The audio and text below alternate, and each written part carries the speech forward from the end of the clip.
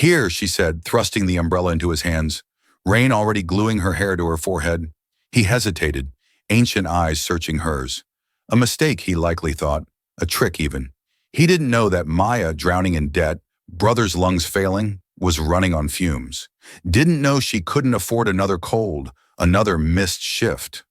What they both didn't know. That umbrella wasn't just a shield against the storm, it was the key. A dying billionaire was watching, testing, looking for a soul pure enough to inherit everything. A fool's errand, most thought. They have no idea how her quiet kindness will change everything. The game has begun.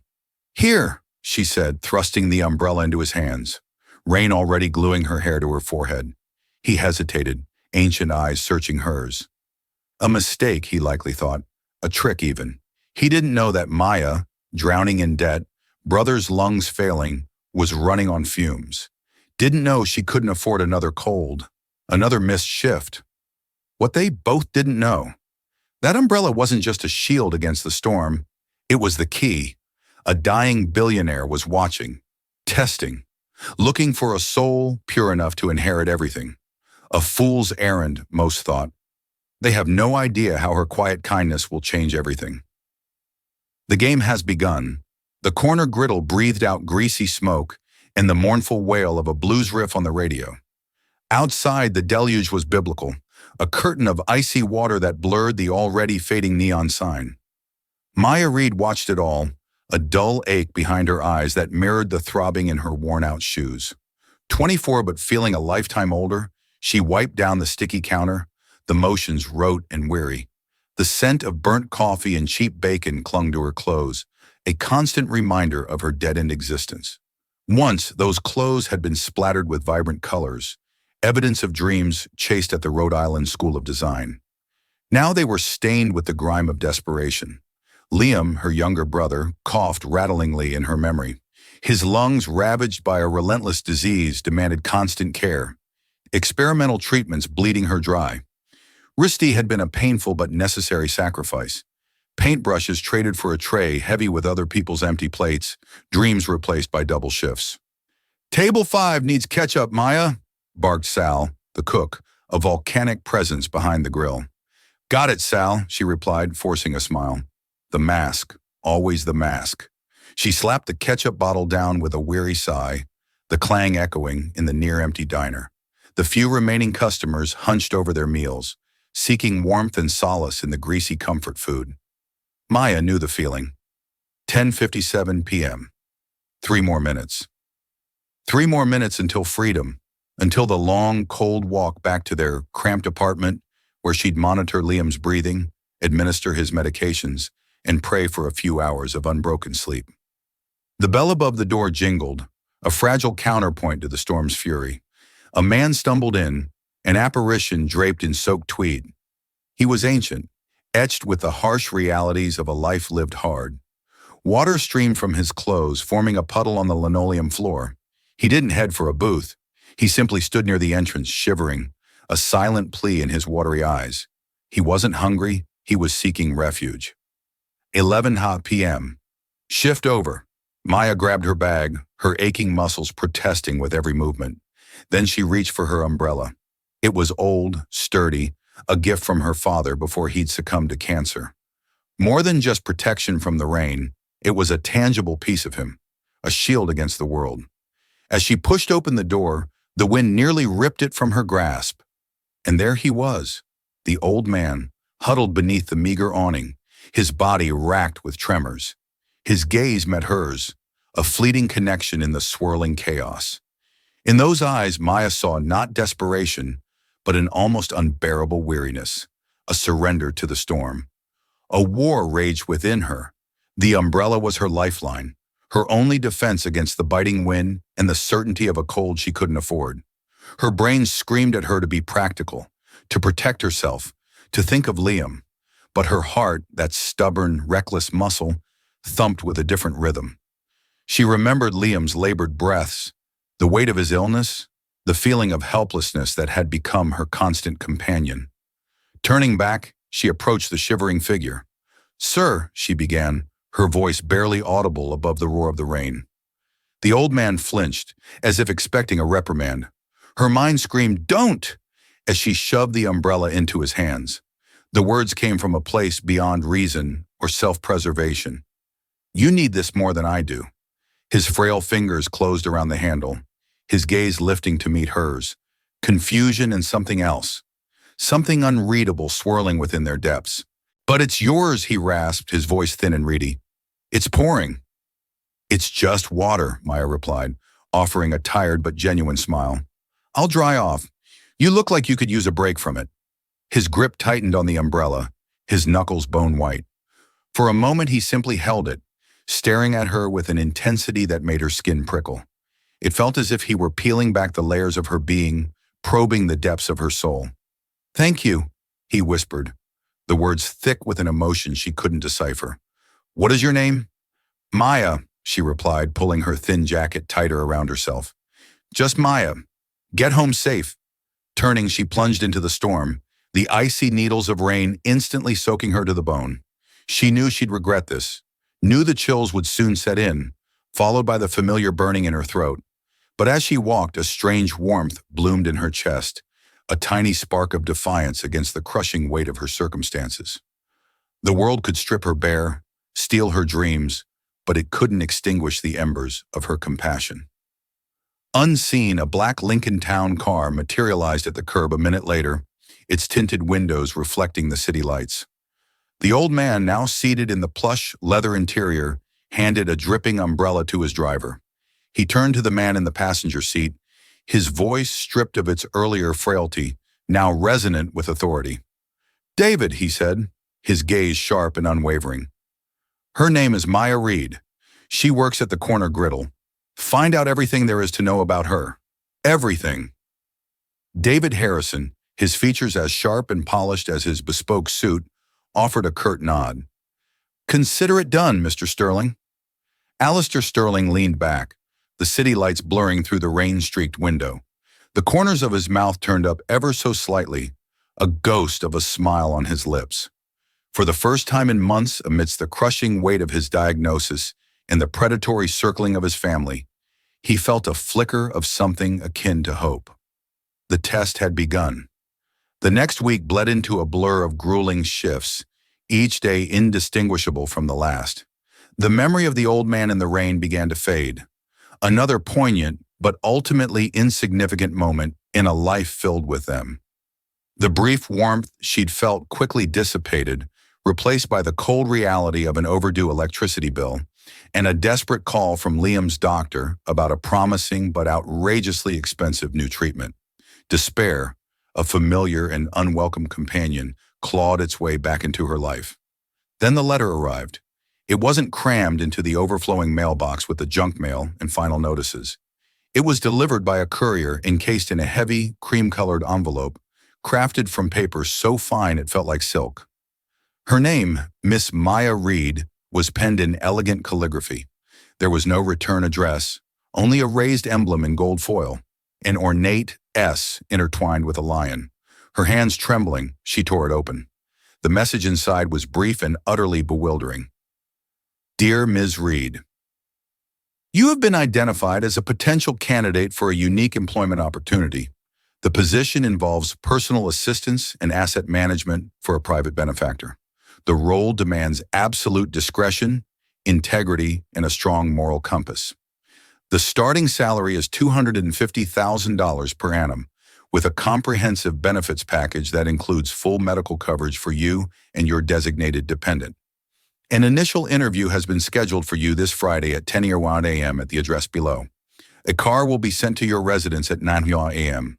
Sterling Enterprises, 1 Sterling Plaza, 88th floor, New York." She read it again, and again. It had to be a mistake, a cruel, elaborate prank. Sterling Enterprises? The name alone evoked a sense of awe and trepidation in the financial world. A titan, a colossus of real estate, tech, and private equity. And the salary, $250,000. It wasn't just a salary, it was a lifeline.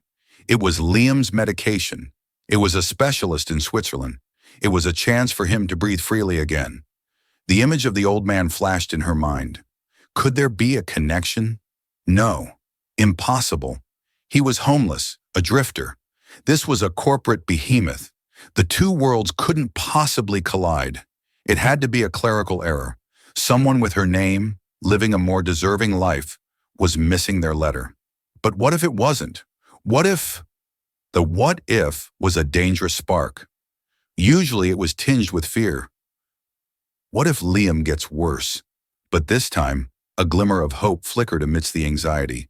What if? On Friday morning, precisely at 9 a.m., a sleek black sedan, identical to the Lincoln she hadn't noticed that night, purred to a halt outside her crumbling apartment building. The driver, a stoic figure in a dark suit, held the door open with an almost reverential air. Maya, clad in her only presentable blouse and a pair of thrift store slacks, felt like an imposter stepping into a chariot bound for Olympus. Sterling Plaza wasn't merely a building, it was a monument to power, a gleaming spear of glass and steel that pierced the clouds. The lobby was a cavern of white marble and hushed reverence, where men and women moved with the effortless confidence that came from owning the world. The elevator ascended to the 88th floor with silent, stomach-lurching speed. She was ushered into an office larger than her entire apartment, one wall a solid expanse of glass offering a godlike panorama of the city below. The man who rose to greet her was the same man who'd been in the Lincoln's passenger seat the night she met the old man. "Ms. Reed," he said, his voice calm and measured, "I am David Harrison, Chief Counsel for Sterling Enterprises." He gestured towards a leather chair. "Please have a seat." The interview bore no resemblance to anything she had ever experienced. Harrison didn't inquire about her work history or academic achievements. He seemed utterly uninterested in the fact that her resume consisted of a dropped art degree and 5 years of waitressing. Instead, his questions were unsettlingly personal, almost philosophical. "What is your opinion on legacy, Ms. Reed?" he asked, his gaze unwavering, missing nothing. "Legacy?" she stammered, caught off guard. I suppose it's what you leave behind that truly matters. Not money or buildings, but the impact you have on people's lives." "And what of charity?" "It's essential," she replied, thinking of the free clinic that had offered Liam vital care in his early stages of illness. "But it should be about empowering people, not simply handing them things, giving them the tools to build their own futures." He presented her with a series of hypothetical scenarios, each designed to test her moral compass. What would she do if an employee was caught stealing food to feed their family? How would she navigate a public relations crisis involving an environmental accident at a subsidiary company? If she had to choose between a project that would generate immense profit but displace a low-income community and a less lucrative project that would create a new community center, which would she champion? Maya answered honestly, drawing from her own hard-won empathy and unwavering commitment to fairness. She spoke of second chances, of corporate responsibility, and of the human cost that never appeared on a balance sheet. She had no idea if her answers were right, but they were undeniably hers. It felt as though her very soul was being x-rayed, scrutinized under a relentless and unforgiving light. "One final scenario, Ms. Reed," Harrison said, leaning forward slightly, his expression intense.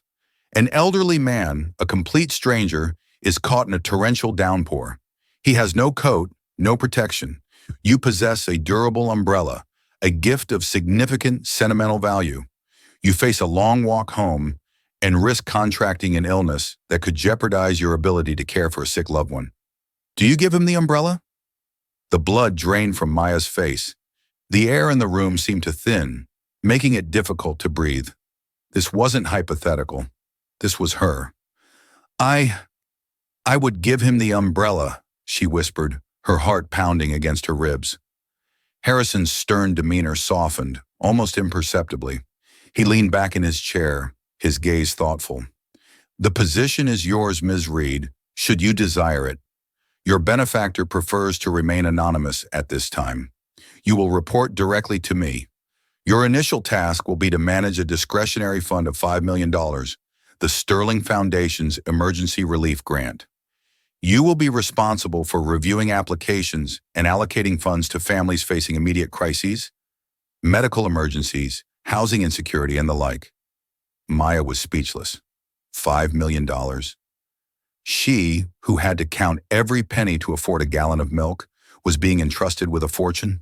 Why? She finally managed to ask, her voice barely above a whisper. Why me? I possess no relevant qualifications, no experience in finance or philanthropy. David Harrison rose to his feet and walked toward the window, gazing down at the sprawling metropolis below. My employer believes that the person best suited to understand the value of a life raft is someone who has spent their entire existence treading water. He believes that true qualification isn't found on a resume, but in character. You passed the first test, Ms. Reed. Now your real work begins. As Maya departed the building, contract in hand and her world irrevocably altered, she experienced a dizzying cocktail of elation and terror. She had stepped through a portal into a gilded cage, a realm of unimaginable wealth and power. But she couldn't shake the persistent feeling that she was still being observed, that this extraordinary opportunity was simply another, far more intricate test, and that the unassuming old man from the corner griddle held the key to unlocking its secrets. The transition from the corner griddle to the 88th floor of Sterling Plaza was a jarring culture shock. Maya swapped the aroma of frying onions for the subtle, expensive fragrance of leather and lemon polish. Her worn sneakers were replaced by sensible yet elegant flats, purchased with her first advance, a transaction that induced both guilt and an overwhelming sense of relief. Her new office was a minimalist sanctuary of glass and brushed steel, situated adjacent to David Harrison's. It was a sterile, beautiful space that felt more like a museum than a workspace. For the initial week, she battled a crippling wave of imposter syndrome. Each email she sent, each document she reviewed, was tainted by the fear that someone would tap her on the shoulder and say, "Sorry, there's been a terrible mix-up. The diner's 2 blocks south." Her task of overseeing the emergency relief grant was daunting. The $5 million sat in an account under her control, a number with so many zeros it felt abstract. But the applications that flooded her inbox were anything but abstract. They were harrowing accounts of raw human suffering, stark echoes of her own struggles. A single mother whose child required a heart transplant. A family whose home had been consumed by fire, leaving them with nothing but the clothes on their backs. An elderly couple facing eviction because their fixed income couldn't cover the rising cost of rent. Every file was a punch to the gut, a stark reminder of the precarity of life. Initially, she was overwhelmed, desperate to approve every application that crossed her desk. But Harrison had been clear. Her role was to be both compassionate and discerning, to identify the cases where the funds would serve not as a mere band-aid, but as a genuine fulcrum capable of altering the trajectory of a life. And so Maya did what she knew best. She worked. She labored late into the night, long after the rest of the floor had emptied, the city lights twinkling below like a constellation of fallen stars. She didn't simply read the applications, she investigated them. She made quiet, discreet phone calls, cross-referencing stories and seeking inconsistencies.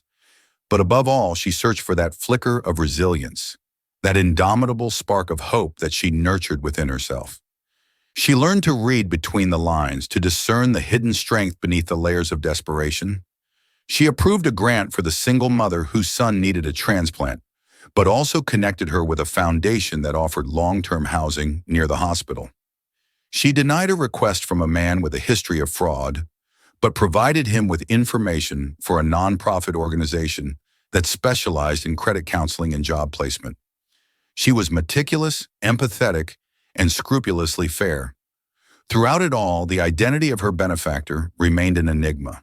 He was a ghost in the machine, a silent, all-seeing presence. She reported solely to Harrison, who would nod gravely at her weekly summaries. "Your work is satisfactory, Ms. Reed," was the highest praise Harrison ever offered. But Maya learned to interpret the subtle softening of his jawline as roaring approval. One afternoon, Harrison presented her with a new file, thicker than the others. "A special project from our benefactor," he said, his tone neutral. "Project Nightingale." Inside was a proposal for a new pediatric respiratory wing at New York General Hospital. The plans were ambitious, encompassing state-of-the-art equipment, holistic patient care programs, and cutting-edge research facilities. The projected cost was $50 million, Our benefactor is considering funding this endeavor, Harrison explained.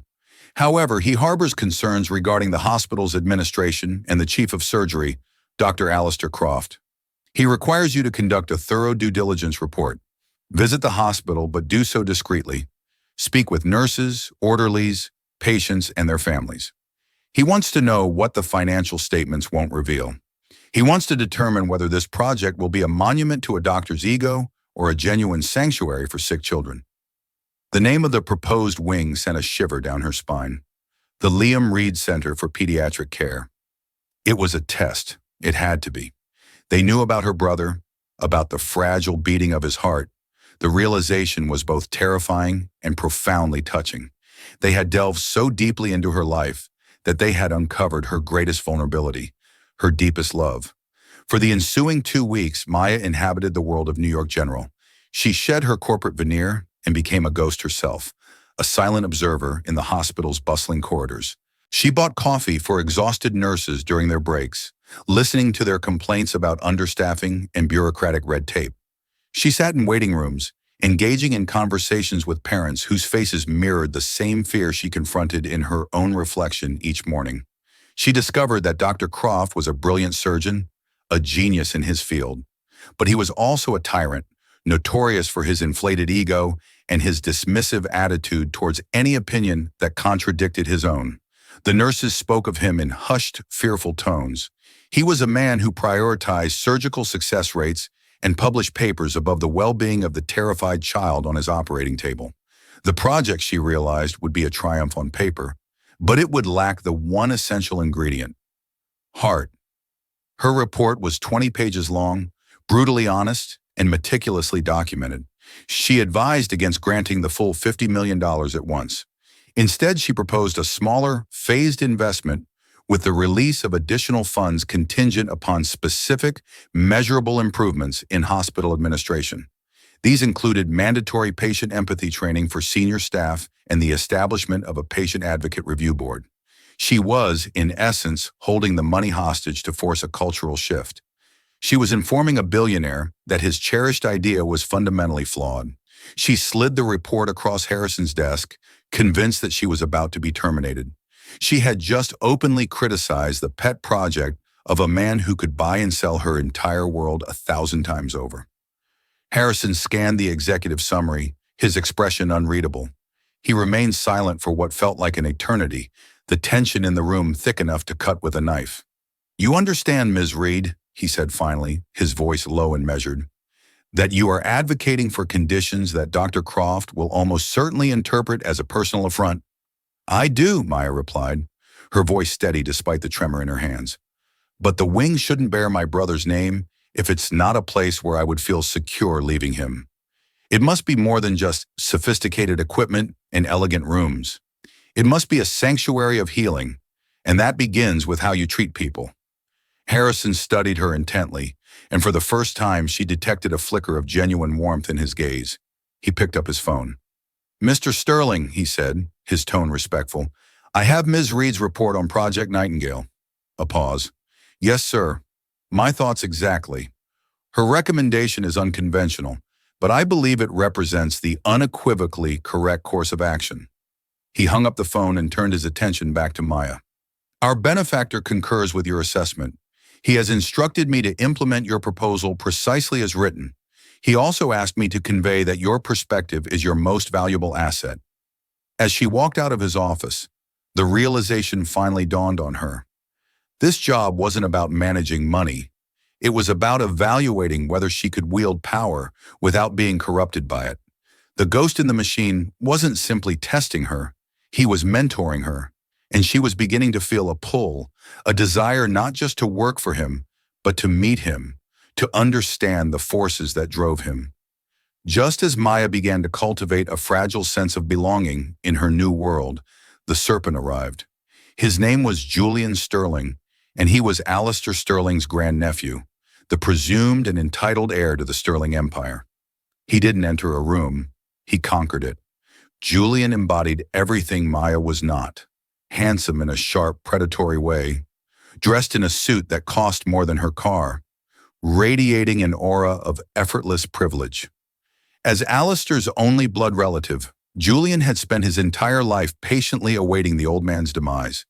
He materialized at her office doorway one afternoon, unannounced, leaning against the frame with a practiced casualness that felt more threatening than any outright display of force.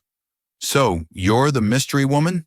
he drawled, his smile a flash of perfectly white teeth that didn't reach his cold, calculating eyes. "The one who's got my uncle's lawyer wrapped around her little finger." "Julian Sterling," he extended a hand, his grip firm and possessive. "Maya Reed," she replied, struggling to maintain her composure. She had overheard whispers about Julian from the office staff, tales of his extravagant lifestyle, his ruthlessness in business dealings, and his barely concealed impatience for his inheritance. "Reed. Reed. The name doesn't ring a bell," Julian mused, his gaze sweeping dismissively across her office as if it were a curious exhibit at the zoo. "Tell me, Maya, what does a girl from wherever it is you're from do to so impress a man like David Harrison? My uncle Alistair hasn't personally hired anyone in 20 years. The question hung in the air, heavy with insinuation. "I manage the emergency relief grant for the foundation," Maya replied, her voice cooler than she felt. "Ah, the charity slush fund," Julian sneered. "How charming, giving my money away to the less fortunate. How very noble."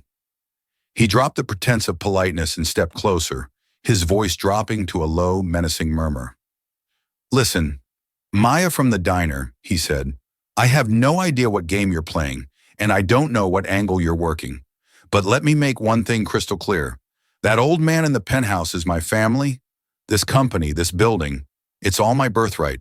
You are a temporary amusement, a nobody. Do not get in my way." The venom in his words was chilling, but it also ignited a spark of defiance within Maya.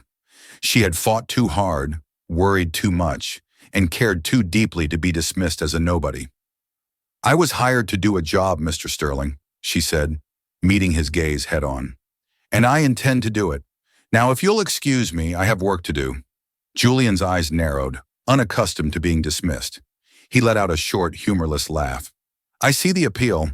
Just remember who holds the leash in this little pet project of my uncle's." He winked, a gesture that felt like a violation, and then he was gone. The encounter left Maya shaken. Julian was a direct threat, not only to her job, but also to the very work she was doing. He saw the foundation as a waste of resources, the people she helped as parasites. If he were to take control, everything she was building would be dismantled overnight. Julian launched a campaign of subtle harassment. She would accidentally be copied on his confidential emails. He would appear in the cafeteria when she was eating lunch, making loud, pointed remarks about gold-digging secretaries. He even attempted to charm her, sending flowers to her office with suggestive notes, only to turn cold and hostile when she had them discarded. It was a classic abuser's tactic: destabilize, intimidate, and control. But his real attack was far more insidious. A few weeks later, Harrison called Mia into his office. His face was grim.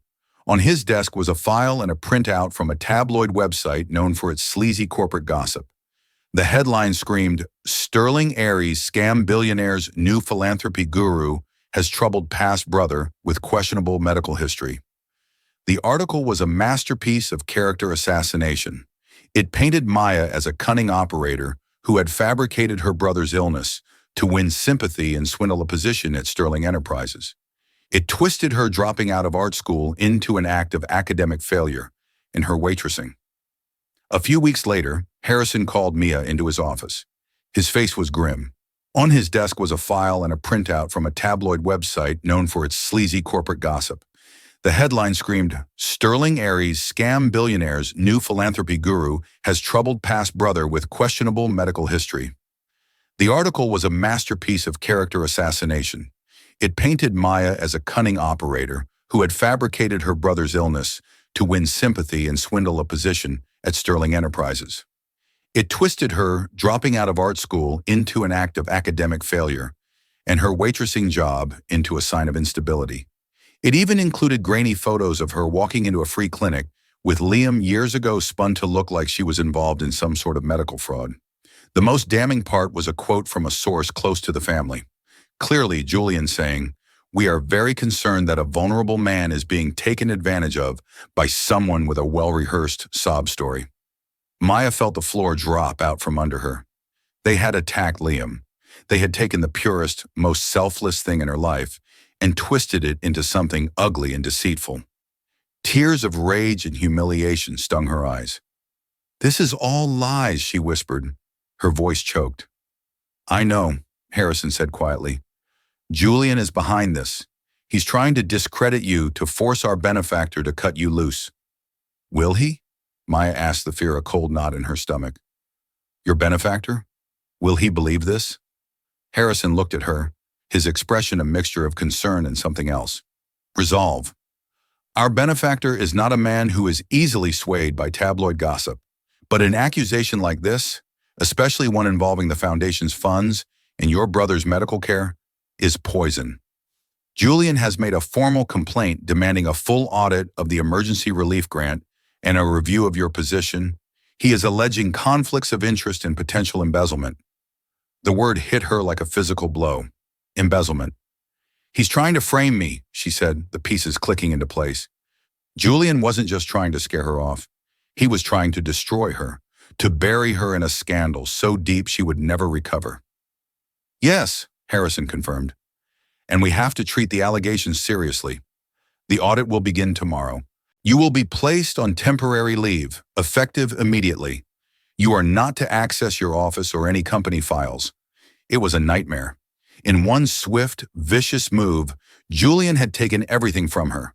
Her job, her reputation, her ability to help Liam. She was locked out, silenced, and accused. The serpent had struck.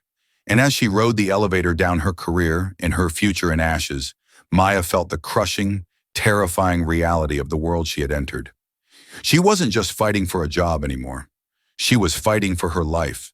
The suspension felt like a death sentence. Maya was cast out of the gleaming tower and thrown back into the gray reality of her life. But now, with the added weight of public shame and a terrifying accusation hanging over her head, the tabloid story had spread. Neighbors in her building looked at her with suspicion. Her phone buzzed with notifications from cruel strangers on the internet. She felt like a pariah. Worse, Liam had seen the article. He was devastated not for himself, but for her. "They're turning your kindness into a weapon against you, Maya." He'd said, his voice weak, but full of a fury she rarely saw in him. "Don't let them win." His words became her mantra. She wouldn't let Julian Sterling win. He had underestimated her. He thought that by cutting her off from the company, he had rendered her powerless. But he was wrong. Her power had never come from the 88th floor. It came from the grit and resilience she'd learned on the streets below. She was locked out of her office, but she still had her mind. She spent 2 sleepless nights replaying every single grant she had approved, every file she had ever touched. Julian needed more than just a slanderous article. He needed evidence, something to make his accusation of embezzlement stick. He must have planted something.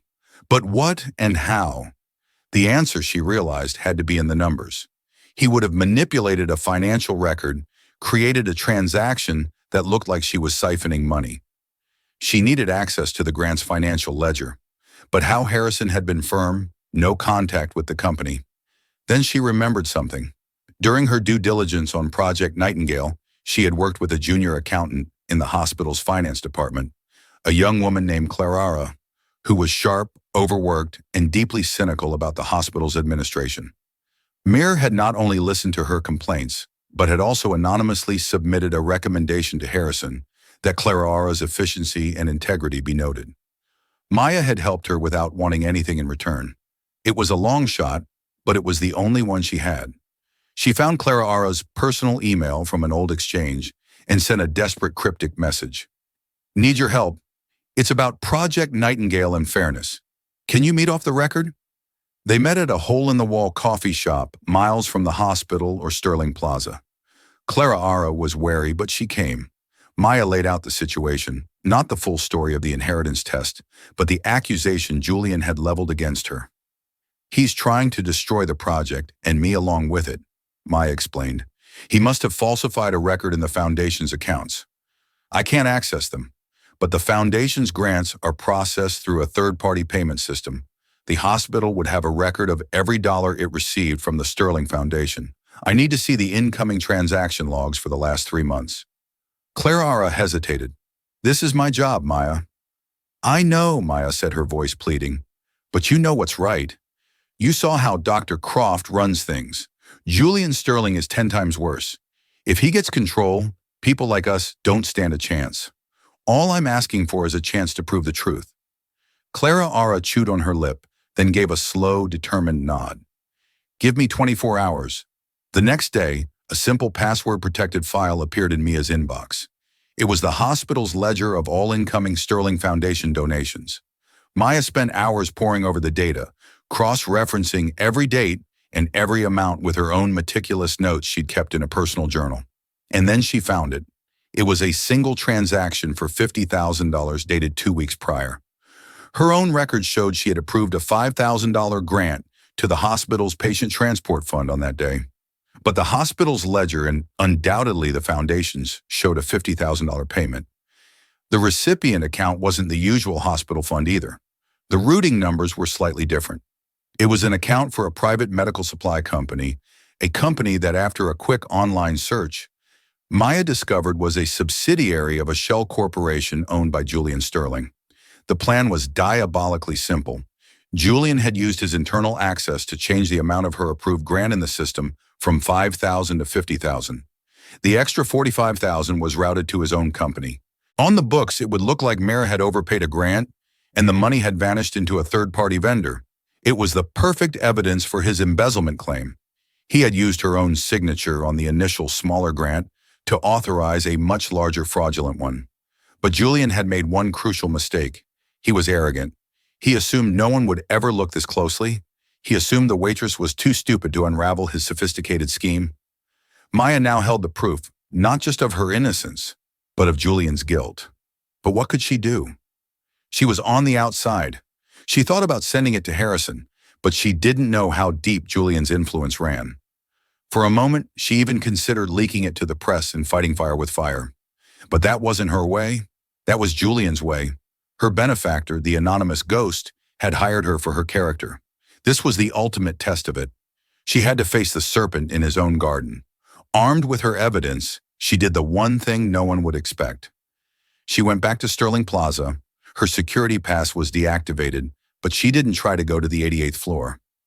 She waited in the vast marble lobby. At 5:30 p.m., just as she knew he would, Julian Sterling strode toward the exit, laughing with a pair of sycophantic executives. "Julian," Maya said, her voice clear and calm, cutting through the lobby's quiet hum. He stopped, his smile vanishing when he saw her. "Security," he snapped. "Get this woman out of my building before you do," Maya said, holding up her phone, which displayed the damning transaction log. "I think you should take a look at this. It's the ledger for your medical supply company. Quite an impressive profit margin you have siphoning money from a children's hospital fund." The color drained from Julian's face. The executives with him took a nervous step back. "I don't know what you're talking about," he blustered, but his eyes were locked on the phone. "Don't you?" Maya pressed on her voice, growing stronger. "You thought I was stupid. You thought I was weak. You thought you could crush me. But people like you always make the same mistake. You're so busy looking down on everyone else that you never see the person right in front of you, the one who actually pays attention." She took a step closer. "You didn't just try to frame me. You stole from sick children. You tried to destroy a project meant to save lives. It's over." Julian stared at her, his mask of smug superiority finally shattering, revealing the panicked, entitled coward beneath. He lunged for her phone, but Maya was too quick. "It's too late," she said, her voice dropping to a whisper. "The evidence has already been sent. Not to the press, not even to the police. It's been sent to the one person whose opinion you actually care about." From across the lobby, two figures emerged from the private elevator. One was David Harrison. The other was an old man walking slowly with a cane, but with an unmistakable air of authority. He wasn't wearing a threadbare coat now. He was in an impeccably tailored suit, but his eyes, pale and intense, were the same. It was the man from the diner. It was Alistair Sterling, and he was looking right at his nephew with an expression of profound glacial disappointment. The air in the cavernous lobby crackled with a tension so thick it felt like a physical force. The usual hum of quiet efficiency ceased. People froze, sensing a seismic shift in the corporate firmament. Julian Sterling stood rooted to the marble floor, his face a mask of disbelief and horror. The ghost he had spent his life waiting to see in a casket was standing before him, very much alive, and looking at him with the cold fury of a betrayed king. Alistair Sterling didn't raise his voice. He didn't need to. His quiet, raspy words carried more weight than any shout. "Julian, my office now." He then turned his gaze to Ma. The intensity was still there, but the weariness had been replaced by something else, a deep, resonant respect. "Ms. Reed, please join us. I believe this conversation concerns you most of all." The ride up in Alistair's private elevator was silent and suffocating. Julian stared at his feet, a condemned man on his way to the gallows. Maya stood beside David Harrison, her heart hammering against her ribs. She was about to get the answers she had so desperately sought, but she was also afraid of them. Alistair's office. The penthouse made the 88th floor look like a waiting room. It was a sprawling space filled with old books, priceless art, and floor-to-ceiling windows that offered a breathtaking panorama of the entire city. It was the throne room of an emperor. Alistair settled heavily into a large leather armchair behind a massive oak desk. He gestured for Mayor to sit while Julian was left standing in the center of the room like a disobedient schoolboy. For 30 years, Alistair began his voice laced with a profound sadness. "I have watched you, Julian. I gave you every advantage, the best schools, a position in my company, a life of immense privilege. I did it hoping that somewhere beneath the entitlement, a spark of your grandmother's decency might exist. I was a fool." He gestured to a tablet on his desk, which displayed the evidence Maya had sent to try and frame an innocent woman as despicable. But to do it by stealing money intended for sick children, there is a rot in your soul, Julian, that no amount of money can cure. "Uncle, I can explain," Julian stammered, his bravado completely gone. "She manipulated me." "She be silent," Alistair commanded, and the word cut Julian off as effectively as a gag. "You will be stripped of your position at Sterling Enterprises. Your trust fund will be dissolved. You will be removed from my will effective immediately. David will see to the legalities. As for the matter of fraud, I will not involve the police, not for your sake, but for the memory of my sister, your grandmother. She deserves better than to have her name dragged through the mud by your disgrace. Now get out of my sight." Julian looked as though he had been physically struck. The foundation of his entire world had just been obliterated. He shot Mara a look of pure, undiluted hatred before turning and slinking out of the room, a prince reduced to a pauper. The silence he left behind was heavy. Alistair Sterling sighed a sound that seemed to carry the weight of decades. He looked older now, more fragile, like the man Mia had first met in the rain. "I owe you an apology, Ms. Reed," he said softly, "and an explanation." He then told her everything. He spoke of his terminal diagnosis, pancreatic cancer, with less than a year to live. He spoke of his profound disillusionment with his family in the corporate world. He had built a world that seemed to reward greed and ruthlessness above all else. "I built an empire of things," he said, gesturing to the city below, "but I realized I had no one worthy of inheriting its soul. My legacy was destined to fall into the hands of a man like Julian. I couldn't allow that. So I decided to conduct a search, a quiet, unconventional search for an heir. Not an heir to my fortune, but a custodian of its potential." He explained the test, how he had spent weeks observing the city's forgotten corners, dressed as a man with nothing, looking for a single unprompted act of human decency. "That night in the rain," he said, his eyes meeting hers, "I had been standing out there for 2 hours. Dozens of people walked by. They averted their eyes. They pretended not to see me. You were the only one. You were tired, and you were struggling, but you still performed an act of grace, expecting nothing in return. You gave away something you needed to a person you thought had less. That was the spark I was looking for. The job, the foundation, the impossible ethical dilemmas, Project Nightingale. even Julian's treachery. It had all been part of the test, a crucible designed to see if her character would bend under pressure, if her integrity would erode. When faced with power and temptation, David, a Lister said, looking at his lawyer, thought I was a sentimental old fool. He argued that one act of kindness did not qualify someone to run a multi-billion-dollar enterprise. I was wrong, Harrison stated, his voice devoid of its usual stiffness, replaced by genuine sincerity. Your performance, Ms. Greed, particularly in the face of Mr. Sterling's recent activities, has been more than exemplary. It has been remarkable.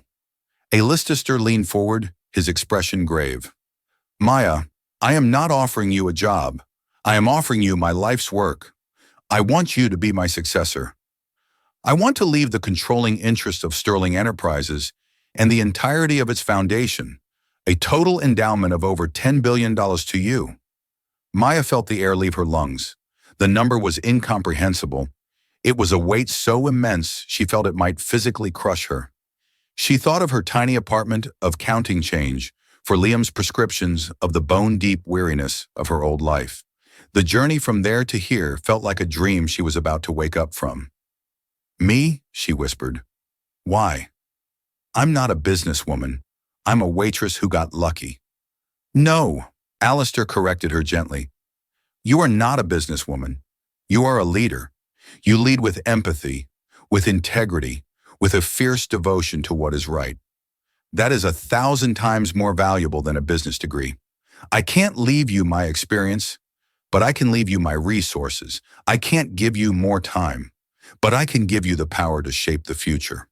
He paused, letting the magnitude of his offer settle. The choice, of course, is yours. It is a burden as much as it is a gift. But I believe you are the only person I have ever met who is strong enough to carry it. Maya looked from Alistair's hopeful, weary face to the sprawling city outside the window. It wasn't a collection of buildings anymore.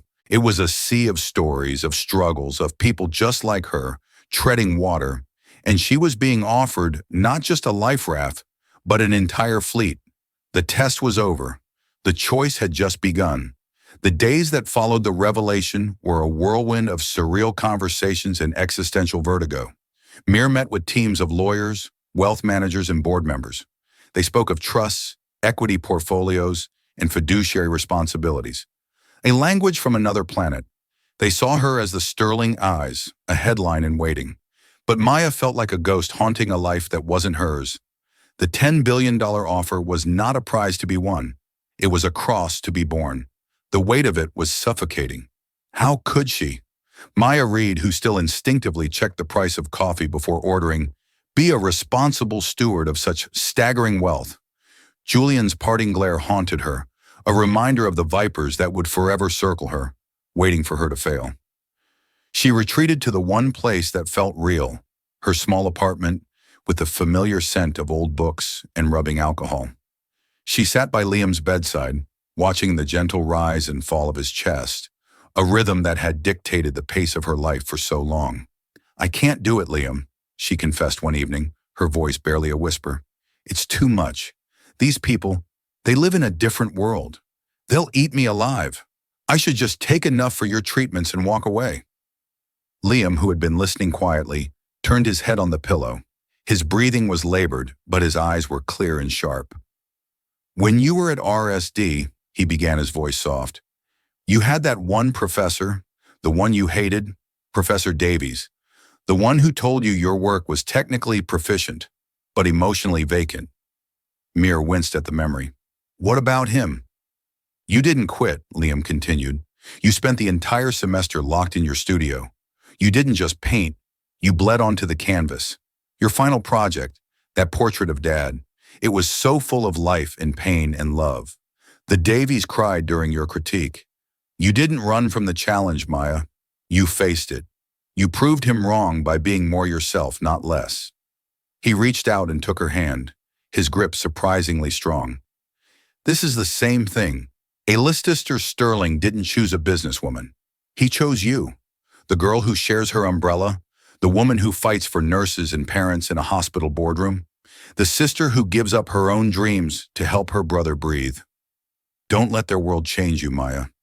You go in there and change it. His words were a defibrillator to her heart. He was right. Her entire life had been a training ground for this. Her empathy wasn't a weakness. It was her superpower. Her experiences weren't a liability. They were her expertise. The next day she returned to Sterling Plaza, but she didn't go to the penthouse. She went to her old office on the 88th floor. She sat at her desk, the one where she had pored over the stories of families in crisis, and she began to write. She called a meeting with Alistair and David Harrison. She walked in not as a terrified waitress, but as a woman who had made her choice. She placed a single sheet of paper on Alistair's desk. "Mr. Sterling," she began, her voice firm and clear, "I will accept your offer, but I will not be your successor. Not in the way you imagine. I won't be sitting on corporate boards or playing the stock market. That will be David's job as the new CEO of Sterling Enterprises with a board I approve." Harrison looked stunned. Alistair simply raised an eyebrow, intrigued. "My role," Maya continued, "will be to run the Sterling Foundation. And I am not just going to run it, I am going to transform it. The entire $10 billion inheritance will be moved from a private trust into the foundation itself. It will no longer be a side project. It will be the company's entire reason for being." She laid out her vision.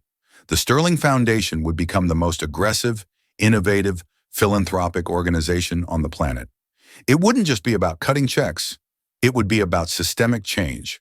She outlined 3 core pillars: the Liam Reed Initiative for funding radical research into rare diseases, the Corner Griddle Fund for providing no-strings-attached grants and business mentorship to small community-focused entrepreneurs, and the Myers Canvas Project for fully funding arts education in underserved schools across the country, ensuring no other dreamer had to give up their passion for lack of funds. "The profits from Sterling Enterprises will fuel this mission," she concluded. "We will still be profitable, but our profit will have a purpose beyond just making rich people richer. Our legacy won't be the height of our buildings. It will be the number of lives we lift." Alistair Sterling stared at her, a slow, wondrous smile spreading across his face. He began to laugh, a deep, genuine laugh that turned into a hacking cough. But even through it, his eyes shone with pure, unadulterated joy. "A custodian?" he wheezed, looking at Harrison. "I told you I was looking for a custodian. She's not just going to protect the legacy, David. She's going to create a new one, a better one." The final chapter of Maya Reed's old life closed, and a new one began. She never moved into the penthouse. She bought a comfortable, modest house near a new specialized hospital for Liam. Her days were a whirlwind of meetings, but they were with scientists, teachers, and dreamers, not soulless executives. She was still tireless, still driven, but the exhaustion was gone, replaced by a boundless, electrifying sense of purpose. Sometimes late at night, she would walk past the Corner Griddle. She would look at the flickering neon sign and the tired faces inside, and she would remember the girl she used to be, the girl who thought a small act of kindness was insignificant. She knew now that it was the only thing that had ever truly mattered. It was the seed from which an entire forest of hope was now growing. A legacy built not on money, but on the enduring power of a single shared umbrella in a storm. And so Maya Reed's story reminds us that true wealth isn't measured by the zero in your bank account, but by the richness of your character. It shows that the smallest act of grace, offered without expectation, can echo through the world in ways we can never predict.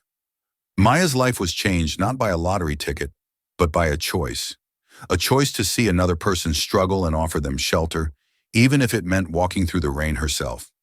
Her story is a powerful testament to the idea that integrity, empathy, and kindness are the most valuable assets any of us will ever possess. What would you have done on that rainy night? Let us know in the comments below. If this story of unexpected fortune and unwavering character moved you, please give this video a like, share it with someone who needs to hear it, and don't forget to subscribe to our channel for more real-life stories that will inspire and amaze you.